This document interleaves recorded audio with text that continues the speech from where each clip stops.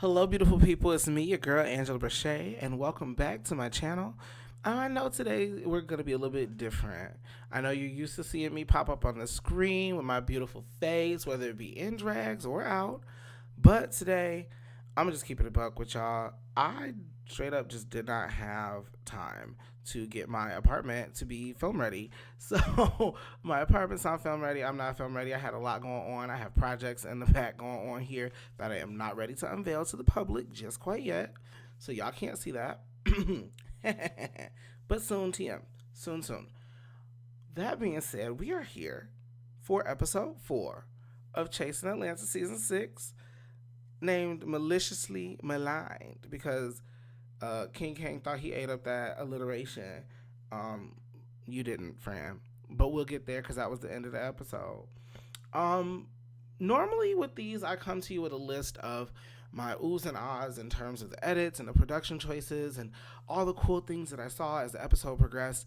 However, today we're gonna do it a little bit different, and the reason is because for me, this episode is what I would call a filler episode. Now, what I mean when I say filler episode, if you are a anime watcher, you know that we'll have filler seasons where there'll be a whole season of stuff that happened that has nothing to do with the main season. By the time you get back to the main season, they act like the stuff that happened in the filler didn't happen because in the real timeline it didn't happen. That's kind of how I feel about this episode. I feel like most of the stuff that was discussed in this episode will not see the light of day outside of this episode, except for the carrying on of this Dominique and Troy thing from last episode, which seems to be the only thing that tied this episode with the last one. Literally, the only thing that tied last episode with this one is Dominique, Troy, and King Kane. Um, which and we'll get into why I think that is as we go along. So we're gonna start kind of at the top. I'm probably gonna go out of order because I didn't even write like a list out today. Normally I do a whole list, so I'm prepared and I have all my bullet points. Nope, today we're going off the dome because I just watched the episode and I really just want to give y'all my feelings. Because like I said, I felt like this was a filler episode, so it didn't give me a list of things because for the most part, um, it was clean. Like the edits were clean. There was no big special editing moments where like something crazy happened with the edit or some extra something being superimposed or whatever. And we got Petrie when King Kane mentioned it, but we're used to Dario giving reference photos at this point. So again, clean. So we start off with the conversation between Dominique, Troy, and uh, Oliver. Clean scene, no crazy edits, nothing look crazy. I mean, we see Dominique and Troy sitting here in the same shirt. So shout out to them for getting that all organized, I guess. Um, Again, nothing really happened in the scene. They talked about how do you feel? How do you feel? We got stuff to lose. Okay, cool, great. Again, we just had to get a resolution to what just happened. It would have not made sense for there not to be some resolution conversation. We had to have it. Great. Excellent. Perfect part of storyboarding. Move on, because whatever. Next was was it Tony? Anyway, there's a scene of Tony. Like I said, I'm probably gonna be all out of order. We're just gonna talk about the scenes as I remember them. We have the scene of Tony getting her. Oh, I'm not gonna remember anioplasty. I'm not a medical professional. Okay, she went to go get a plasty. It's something for her nose. It's not a rhinoplasty, but she says she's gonna get her rhinoplasty. That's what the lady has said. So that's what we going with. So shout out to her. She was in this, getting her surgery, trying to talk to her doctors about what she wanted. I'm not gonna lie, this scene was a little long for me. It did feel like it dragged a little bit. I understand why she was there by herself because that's not something she would have been dragging other cast members to, and we have to get to know her. We have to get to see things about her. Um, so I understand why. It just felt a little just pieced together. We got to the point. That's it. It just got to the point, but it wasn't. there was nothing dynamic about this scene, and I think that's kind of what was missing. There was really no big moment, whatever, and I don't know. Actually, let me rephrase. I do know because being in that room was obviously not the place to have a show out moment.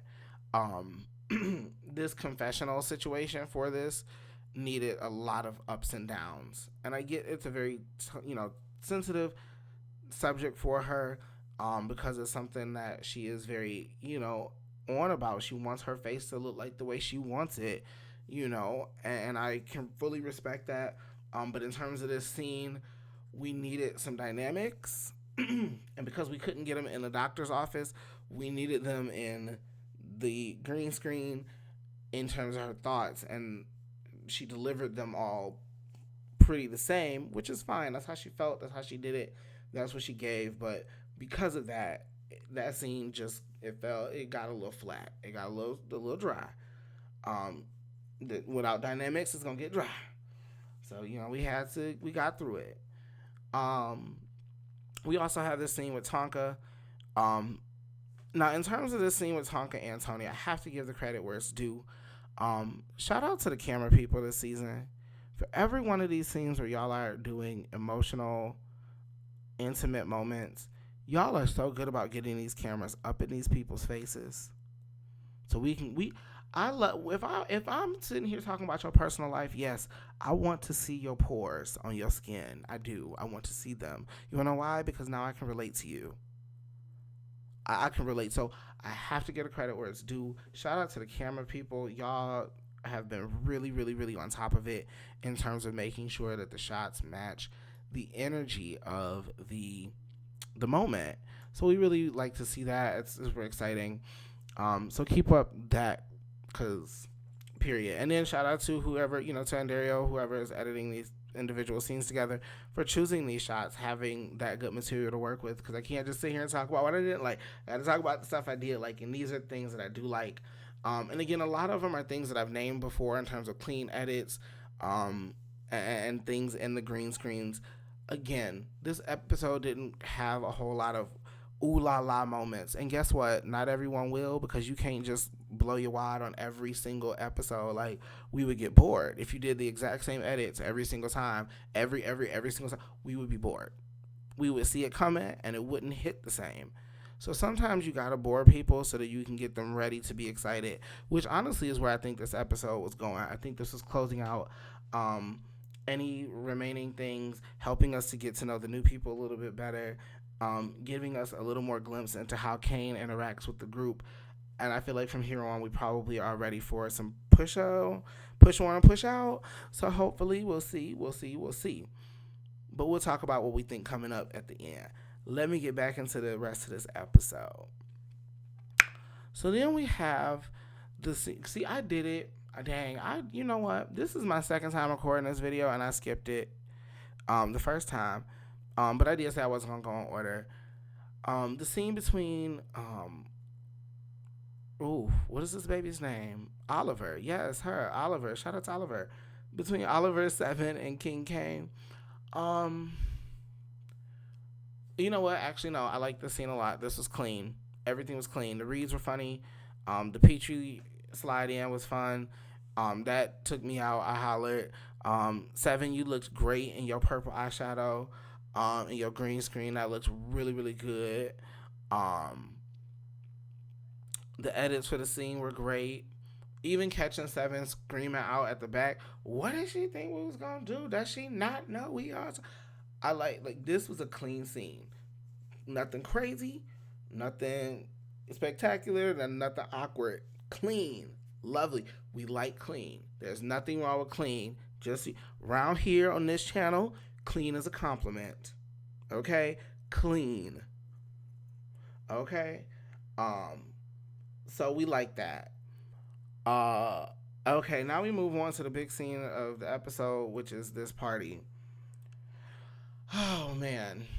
Okay, one, from a production standpoint, can y'all please stop catering full meals to filming scenes, y'all not gonna eat on screen. One, we don't want to see y'all smacking all that food. Two, you can't do it with the microphones because we don't want to hear the food chomping around in your trap while y'all trying to talk and converse.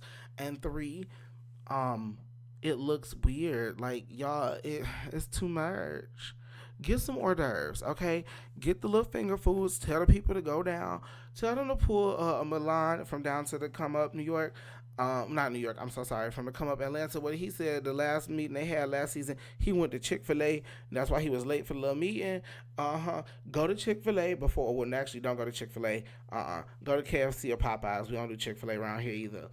Go to Popeyes. Go to KFC. Go around there where Rico work and get you a taco and a nacho. I don't care. Get you some food before you come to the filming and serve hors d'oeuvres, please. Serve finger foods. Quiet finger foods. Cheese. Okay? Soft vegetables. Bite-sized meat. Tiny. Stuff that you don't have to do but more than 3 chews to be done with it, so that even if you're filming this entire event and engagement, we don't have to worry about the food getting cold or having to serve it at what time or keeping the cameras down while this is happening. We can just move on, right? Especially because y'all had all that food down to the apartment. That was a lot. I mean, don't get me wrong, I wanted a plate, but that was a lot for a filming engagement. So maybe hors d'oeuvres instead of full catering. Save yourself some money. Like, you ain't got to show out for filming because we didn't get to see it, and your friends don't care. The people on the cast don't care. They might talk about it was a cute event. The food was good, and no shade to the caterer. To the caterer, I'm sure you did your thing. I'm sure you did your big one. Please come up with a hors d'oeuvres catering option, please, because I don't want you to lose your coin. I just want you to earn your coin differently, so that when these girls do their shows, they're not getting full catering. They can get an hors d'oeuvres platter from you. So to all y'all doing the catering, please get the hors d'oeuvres platter, and you can call it the movie or the filming special, and you do an hors d'oeuvres platter, and it's laid out real fab. And whoever does this first, if you haven't already been doing it, I'll take my 1%. I just want 1%. Thank you. Just 1%. All right. The next thing about this scene, um, now this is where I have to uh, dip into the fact that I have information after the fact. The information I'm going off of are things that were said publicly. Rico Cassadan then came on live and told us that the babies was down there drinking. Okay, down to the toy party. They was drinking. Um, when you mix that level of heightened emotion and energy that is a toys party for the adults with the liqueurs and the cognacs and the tequilas and the Tito's, if you Nicole Ray, um, you are bound in for a wild ride if you are the one having to corral the herd. And the ones corralling the herd are the ones who we are discussing today, the production crew. Because my God, let's break this down. Hold on. Because while we're about to talk about the girls having their drinks, I'm going to take me a little sip of my wine before we get into this mess. Okay. So for the beginning of this scene, I could not imagine having to be the editor putting this together. This was chaos. This was chaos and just chaos. And now let me be clear when I say the people was drunk.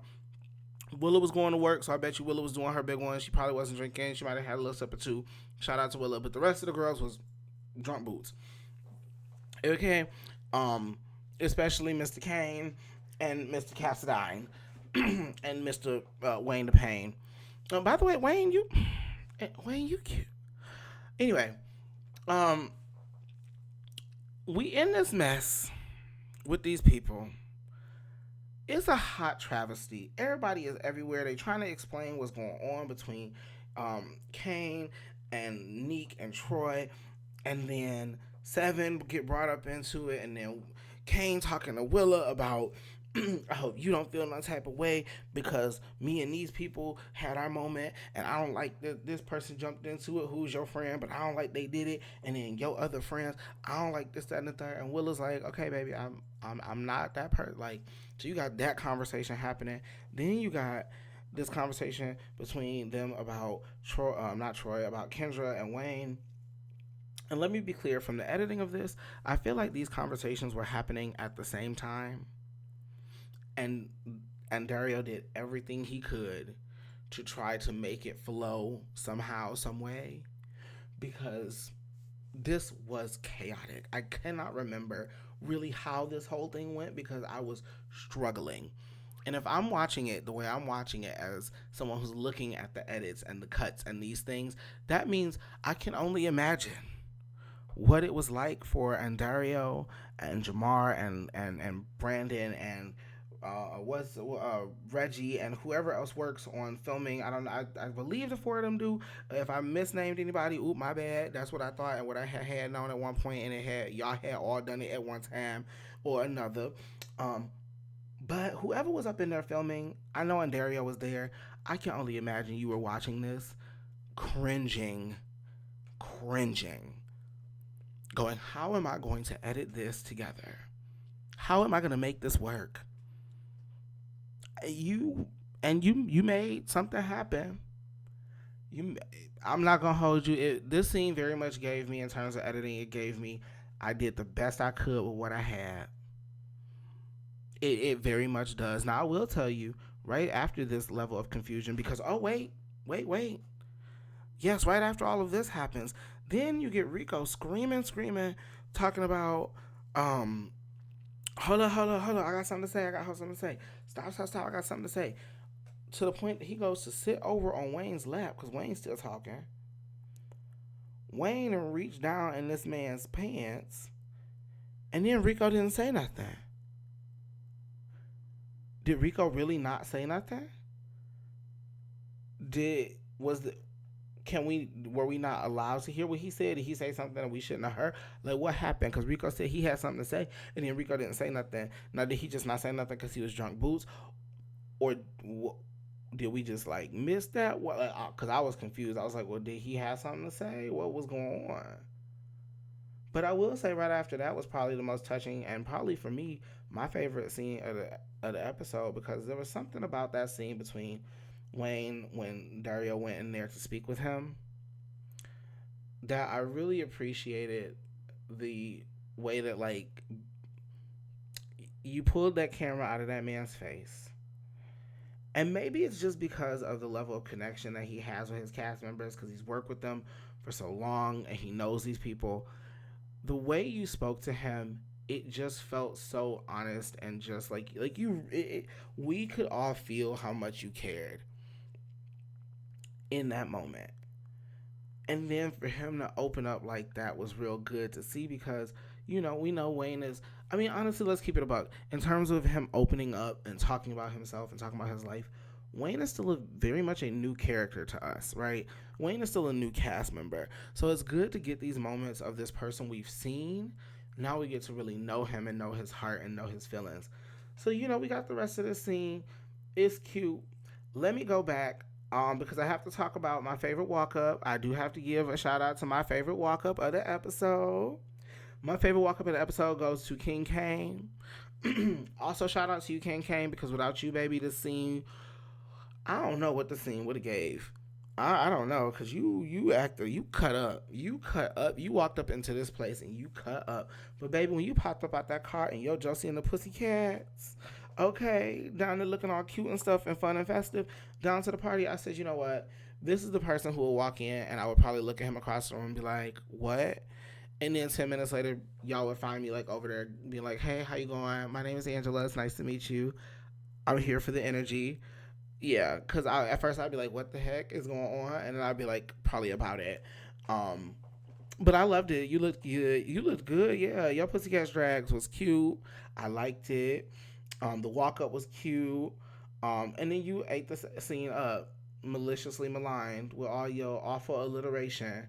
I could not deal. But it is what it is. That was the end of this episode. Again, like I said, let's wrap this up, right? I said it. I said this was a filler episode. It gave very much. We had to get this stuff out the way so we can really get into some things of some things of some things of some things. And I'm really hoping that's what's about to happen in these next few episodes because episode 4 is the episode that when I go back and rewatch the season, because I will go back and rewatch the season. Episodes 1, 2, and 3 were fun already. And I'm looking forward to the rest. But I'm probably gonna skip episode 4. But there are some good things that happen in it, right? One thing that I have to bring up, and I almost forgot to talk about, but I want to get back to, there's this moment in this episode where Oliver gets he gets a little humanized a little bit more. Not saying that Oliver isn't real or whatever, but like we all know that Oliver Twixt is, the persona, right?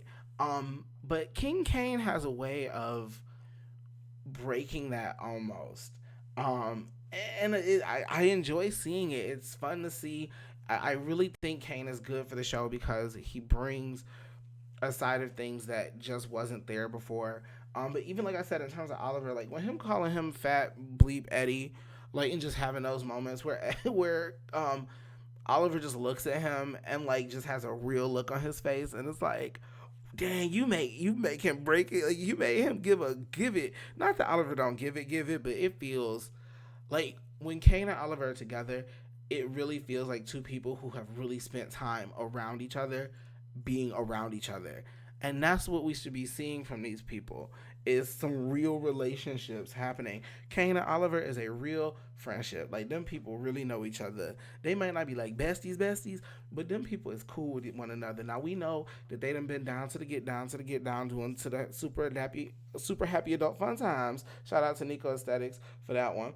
Um, but it's fun to see those moments. So when you have filler episodes like this, don't crap on them too much because there are certain gems in them that help out. They might not be required, but they help out and they're nice. And they give your editor a chance to take a break before they really ramp up and give you a lot going on. Because in my experience, typically right after a filler episode comes the goods of the goods of the goods. So hopefully, Chasing Atlanta is about to follow the same flow of that. And we're about to get the goods of the goods of the goods because we just got the filler episode. So with that, y'all get in the comment section. Let me know how you felt about this episode. Did you think it was a filler episode? Did you think that there were any fun moments that I did miss that you want to talk about? Let me know. Do you agree with me about some of the things? Do you disagree? Let's talk about it right there in the comment section. Leave a like. Go ahead and subscribe. You done been here this long just looking at my picture anyway, so you go ahead, come on back and see it one more time, and you might actually see it in motion. But with that, I'm going to go ahead and get up out of here. Y'all have a wonderful rest of y'all day. And with that, I'm out. Goodbye, beautiful people.